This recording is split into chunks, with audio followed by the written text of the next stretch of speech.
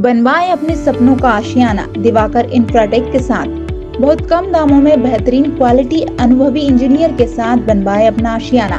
केंद्रीय खाद्य प्रसंस्करण एवं जल शक्ति मंत्री प्रहलाद पटेल और नगरीय प्रशासन मंत्री भूपेंद्र सिंह ने संयुक्त रूप से खुरे में 2 करोड़ की लागत से बने लोधी क्षत्रिय समाज के सामुदायिक भवन का लोकार्पण किया।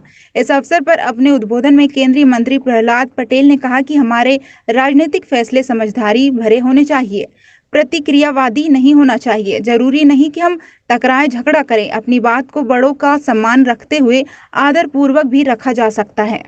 कार्यक्रम में नगरीय विकास एवं आवास मंत्री भूपेंद्र सिंह ने घोषणा की है कि मालाथौन में भी लोधी क्षत्रिय समाज का ऐसा ही सामुदायिक भवन बनाया जाएगा। मंत्री प्रहलाद ने समारोह में बड़ी संख्या में पधारे लोधी क्षत्रिय समाज के गणमान्य सदस्यों से कहा कि मंत्री भूपेंद्र सिंह ने लोधी क्षत्रिय समाज का इतना बड़ा और व्यवस्थित सामुदायिक भवन बनाकर समाज को दिया है जितना कि संभाग में दूसरा नहीं है। उन्होंने तो अपना बड़ा योगदान कर दिया, लेकिन अब समाज के प्रमुख लोगों की जिम्मेदारी है कि इसके संचालन के लिए रजिस्टर्ड समिति के अंतर्गत कुछ नियम कायदे भी बनाए जाए, जिससे कि सामुदायिक भवन का मेंटेनेंस भी हो सके। श्री पटेल ने सुझाव दिया कि वैवाहिक या व्यक्तिगत कार्यों के लिए कभी भी यह भवन किसी को भी निःशुल्क नहीं दिया जाए। समाज के गरीब वर्ग को शुल्क में कुछ छूट दी जाए, लेकिन उनसे भी कुछ शुल्क लिया जाए ताकि भवन का व्यवस्थित संचालन और रखरखाव हो सके। 4 दशकों से मेरे मित्र, मध्य प्रदेश सरकार के वरिष्ठ मंत्री माननीय श्री भूपेंद्र सिंह जी, मैं आपको इस अच्छे कार्य के लिए हृदय से मैं अपनी तरफ से और समाज की तरफ से आपको बधाई देता हूँ। संसद में मेरे साथी, ये भी उतने ही समय से मेरे मित्र भी हैं, अनुज माननीय राज बहादुर सिंह जी, जिले के अध्यक्ष प्रिय श्री सम्मानीय गौरव शरोठिया जी, नगर पंचायत। और उस पत्र के साथ साथ उन्होंने दो चूड़ियां भी भेजी थी।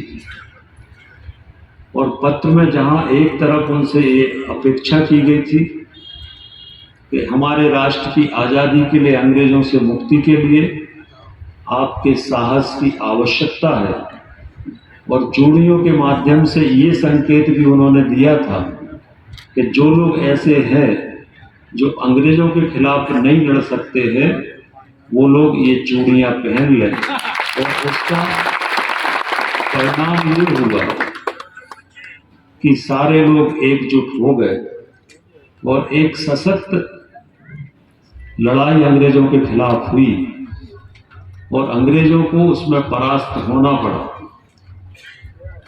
बहुत ताकत के साथ रानी अवंतीबाई ने अंग्रेजों से लड़ाई लड़ी, और उस समय जो उनके अंग्रेजों के वाइसराय जो भी थे, विलिंगटन करके थे, तो रानी अवंतीबाई ने जब उनके ऊपर तलवार चलाई तो थोड़ा सा उनका घोड़ा आगे निकल गया, और नहीं तो विलिंगटन का सिर धड़ से अलग हो जाता। थोड़ा सा घोड़ा जाने से विलिंगटन तो बच गया, पर उनके घोड़े का जो सिर था वो घोड़े का सिर अलग हो गया। इतनी ताकत रानी अवंतीबाई की तलवार में थी।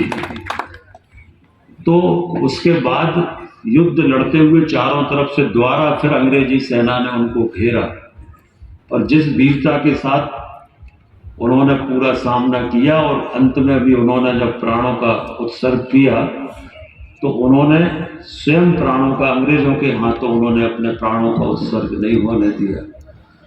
तो रानी अवंतीबाई का जो त्याग इस देश को बनाने में, इस देश की आज़ादी में, इसको कभी भुलाया नहीं जा सकता। परंतु